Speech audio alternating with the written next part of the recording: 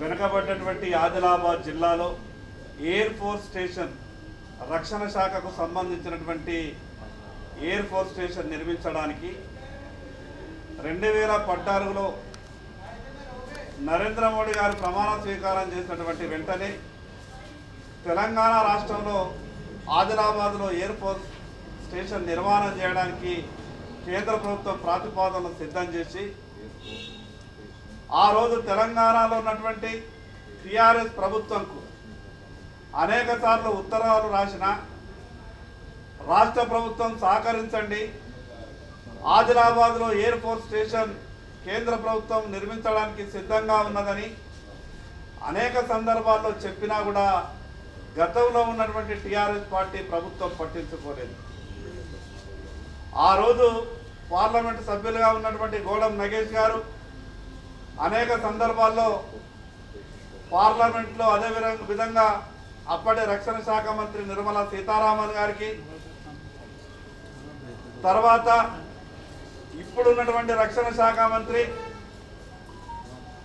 రాజ్నాథ్ సింగ్ గారికి ఉత్తరాలు రాసిన కారణంగా కేంద్ర ప్రభుత్వం స్పందించి రాష్ట్ర ప్రభుత్వంకు మేము అనేక రకాలుగా అభివృద్ధి చేయడానికి సిద్ధంగా ఉన్నామని కేంద్ర ప్రభుత్వం స్పష్టం చేసినా ఆ రోజు రాష్ట్ర ప్రభుత్వం సహకరించలేదు. ఈరోజు కేంద్ర రక్షణ శాఖ మంత్రి రాజ్నాథ్ సింగ్ గారిని ఆదిలాబాద్ ఎంపీ గోడం నగేష్ గారు, నేను రాష్ట్ర భారతీయ జనతా పార్టీ అధికార ప్రతినిధి సంగప్ప గారు మేము కలిసి ఆదిలాబాద్లో రక్షణ శాఖ ఆధ్వర్యంలో ఎయిర్ ఫోర్స్ స్టేషన్ నిర్మాణం చేయాలి, అది చేయడం వల్ల అక్కడ చాలా మందికి ఉపాధి అవకాశాలు మెరుగుపడమే కాకుండా వెనుకబడ్డటువంటి ఆదిలాబాద్ జిల్లా అభివృద్ధి చెందడానికి అవకాశాలు ఉంటాయని వారికి మేము ఇప్పుడు విజ్ఞప్తి చేయగా వారు సానుకూలంగా స్పందించారు. రాష్ట్ర ప్రభుత్వం కూడా వెంటనే ప్రతిపాదనలు పంపాలని, రాష్ట్ర ప్రభుత్వం కూడా సహకరించడానికి సిద్ధంగా ఉందని మేము గతంలో ముఖ్యమంత్రి గారికి కలిసిన సందర్భంలో వారు కూడా సానుకూలత వ్యక్తం చేశారు.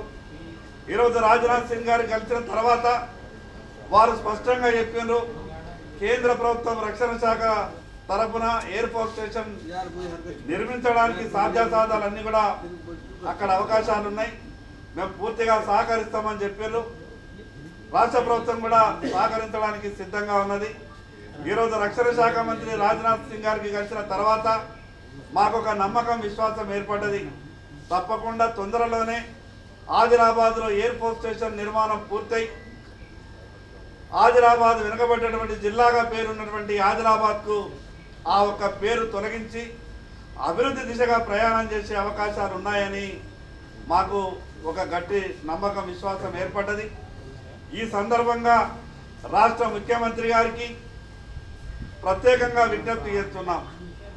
గత ప్రభుత్వం తీరు కాకుండా గతంలో కేసీఆర్ గారు రాష్ట్రంలో రక్షణ శాఖకు సంబంధించినటువంటి సెక్రటరేట్కు నిర్మాణానికి భూమి ఇవ్వలేదని కోపంతో మాకు సెక్రటరేట్ నిర్మాణానికి మీరు భూమి ఇవ్వలేదు కాబట్టి మేము రక్షణ శాఖ ఆధ్వర్యంలో ఏర్పాటు చేయబోయేటటువంటి ఎయిర్ ఫోర్స్ స్టేషన్కు మేము ఎన్ఓసి ఇవ్వమని ఒక మొండిబెట్టు వేసినటువంటి కారణంగా గతంలో మంజూరు కాలేదు.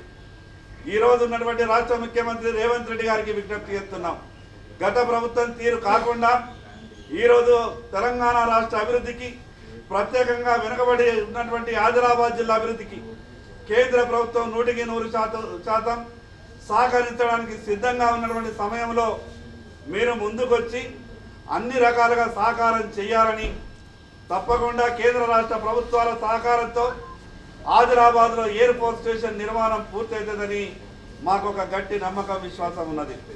ఇప్పుడు ఆదిలాబాద్ పార్లమెంట్ సభ్యులు గోడం నగేష్ గారు మాట్లాడుతారు. పత్రికా మిత్రులకి నమస్కారం. ఇప్పుడే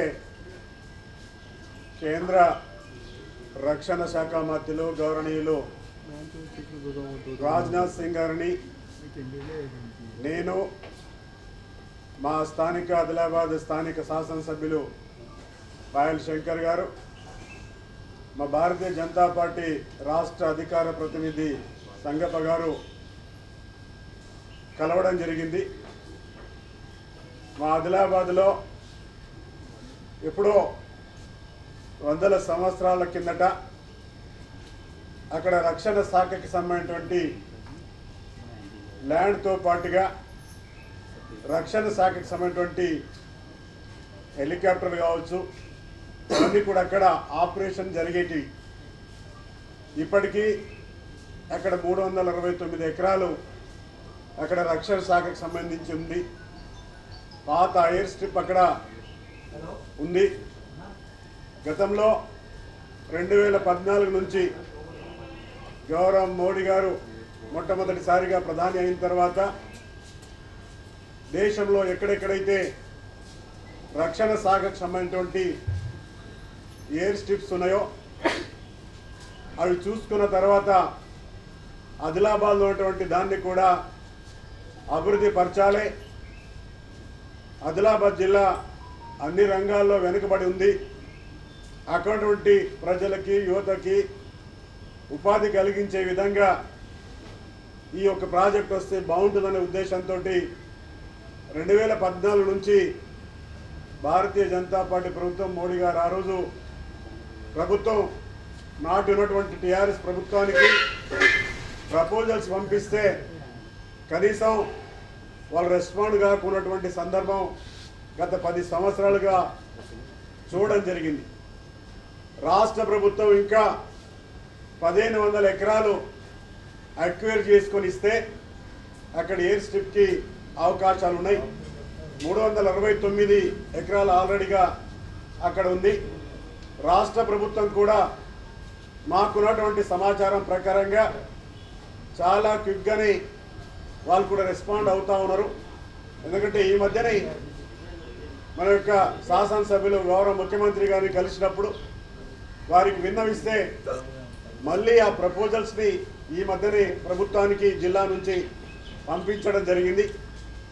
ఇప్పుడు ఆ ప్రపోజల్స్తో సహా మేము కేంద్ర మంత్రికి విన్నవిస్తే చాలా సానుకూలంగా, ఎందుకంటే తెలంగాణ నూతన రాష్ట్రం, అదే మాదిరిగా ఆదిలాబాద్ జిల్లా అన్ని రంగాలలో, విద్య కావచ్చు, వైద్యం కావచ్చు, అన్ని రంగాలలో వెనుకబడినటువంటి ప్రాంతం. నిన్ననే మేము కుమారస్వామి గారికి మా దగ్గర ఉన్నటువంటి సీసీఐ గురించి విన్నవించడం జరిగింది.